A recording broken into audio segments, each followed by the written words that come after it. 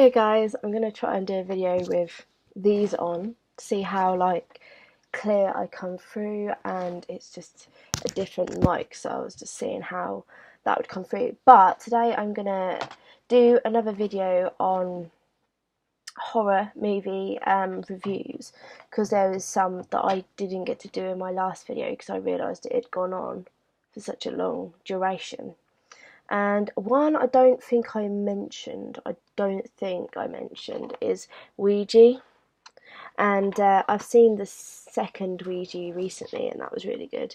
Ouija is, well, it's basically based around a Ouija board. No shit, Sherlock. But it says on the back, I'll read you the blurb. Lane convinces her group of friends to use a Ouija board to make contact with their recently deceased friend Debbie. When they return to where Debbie died in an attempt to reach her, they discover disturbing film footage Debbie recorded of herself. She found the Ouija board leading up to her brutal death. Basically, going into more elaborate description, it's just like she finds a Ouija board in her house and she plays it on her own, and anyone who knows about horror films and Ouija boards, there's a rule that you're not supposed to play on your own because it's dangerous and it makes you more vulnerable. And basically she plays on her own, and then she looks through this thing through the hole, and she ends up seeing something which is like obviously demonic, however you say it, like a demon or something. And she looks through it, and it like does something to it, like takes her over, basically, it like possesses her. And then she ends up going into her room after she's done this, because like there was weird things happening, like her doors were opening on her own, and she got freaked out, so she thought, I'll look through it, and she threw the Ouija board away and it come back. So she looked through it and she saw something, and then somewhere along the line she went into her bedroom. She picked up her fairy lights, and when they say her brutal death, basically you see her with her fairy lights around her neck. She comes down the middle of the stairs, so she must have she hung herself, basically. And then Lane is like her best friend, and they start to use the Ouija board to try and communicate to her. And a message come through on the Ouija board saying, "Hi, friend," and they think, oh, it's her, but it's not. And then like they start to have weird things happening and hear weird things, and this hi friend keeps coming up in like different places, like written on a wall in chalk and written on a piece of work on a computer. And they keep dying. Like, for instance, one of them gets their mouth stitched together in the bathroom and then is thrown up into the air and thrown down onto their bathtub and stuff like that. It's like paranormal forces doing it. None of it is them, and none of it's an accident. But they start to see hi friend everywhere, and they also start to hear things, see things. All of them die bar Lane and her sister. They both survive at the end, but what they end up doing is they find out about the history of it and stuff like that. So they burn the Ouija board, and they get whatever the spirit behind it is, and they like throw the pendulum in, and it like destroys it at the end, and then they're safe. But it's only two of them that survive out of 1, 2, 3, 4, 5, I think. And like, so Lane, the girl on the front, and her sister survive. But all the rest of them die through weird paranormal weird things. Some of them being made to do things to themselves and that through forces, dark forces. But yeah, that's that. I would recommend it. It's a 15. It's quite low. It's quite a new film. That's probably why the rating is so low. But I would say it should be more like a, in my opinion, an 18. But it's good. It gives you an idea of the dark side of like the Ouija board, and it's a good storyline.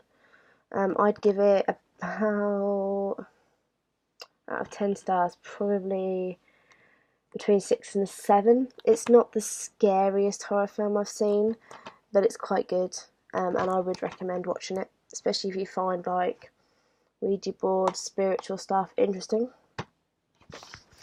And the other is, I'm only going to talk about one film in this collection because I've got 3 films in it, but I'm only going to talk about one out of the 3 because it's the best out of the 3. So I'll cover the other 2 up because there's no point showing you them. The top one, it's Evil Inside, and it's a very, very disturbing movie actually. It says on the back, a mentally disturbed teen has a terrifying premonition one night when a group of friends descend upon her home as the teen begins to turn murderous against each other. The teens turn murderous against each other. Sarah must determine whether the ghostly visions that haunt her respective and that's confused me. Basically, are they preventable?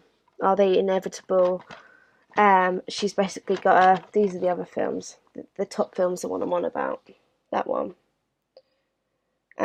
Basically, this girl is a bit mentally disturbed, basically, and she has had like a hard time being bullied and stuff like that. And basically has had like tried to commit suicide and things like that. She moves into this house where her mum and that have special like locking mechanisms on the house because of like keeping her in safe. And basically throughout the film, these people come round and these weird things happen, and like they all die in some crazy way, and they all like turn on each other and end up killing each other and stuff like that, in some really gruesome ways and stuff like that. And then throughout the film, you're watching it and you see all these things happen, like one, for instance, 2 stab each other because they start fighting, and they're like best friends, but something happens and they start fighting. And then you've got someone else ends up hitting their girlfriend around the head with a baseball bat by mistake and stuff like that. There's some pretty gruesome ones, and then I think the guy at the end just ends up hanging himself. But the weird thing about it is, all the things you see in the film, there's a massive twist at the end which completely changes the outcome. I'm not going to tell you what it is, but the outcome at the end of the film, you completely see what happened in a totally different light, and you're like, oh. Through the whole film, you completely follow it, and you just take it as like a weird phenomenon. And you know, it's strange, and Sarah keeps seeing weird things, da da da da. And then at the end of the film, it's just a completely different ending to what you expect. And it's quite a disturbing end, and is like a massive twist. So, Evil Inside, the evil inside, it's not the devil inside, it's the evil inside this time. I would recommend watching it. It's quite a creepy film, and disturbing, and yeah, there's a good storyline to it, but it's really confusing, and there's a huge twist at the end that once you've seen the film and you know the twist, you kind of know, but before you see the film, when you first watch it and you see that twist at the end, you're like, I didn't see that coming. Well, I didn't. and it's a great end to the film. Actually, it really kind of throws you. It's almost a bit of a mess with your mind film, but it's good. It's disturbing. It's quite creepy, quite scary. If you like that sort of kind of film that kind of makes you go, "What the fuck," basically, and just keeps you guessing, and at the end of the film, it's like, "Whoa, I didn't expect that twist." It's quite original compared to a lot of horror films I've seen. It's very different, and it's not particularly paranormal. Most of the horror films I own are paranormal. This one, not so much. It's more about the mind tricks that people can have happen to them. Yeah, so basically it's about the fact that she's mentally ill and the mind tricks that can be played, well, the mind tricks that your mind can play on you, and the things that you think happen when they don't. So yeah, it's good. It's good. I would give that probably a 9.5, maybe 10 star, because of how original it is, and the ending being so like, whoa, I didn't see that coming. It doesn't leave you with a cliffhanger as well. It kind of fills you in, but the ending is a bit.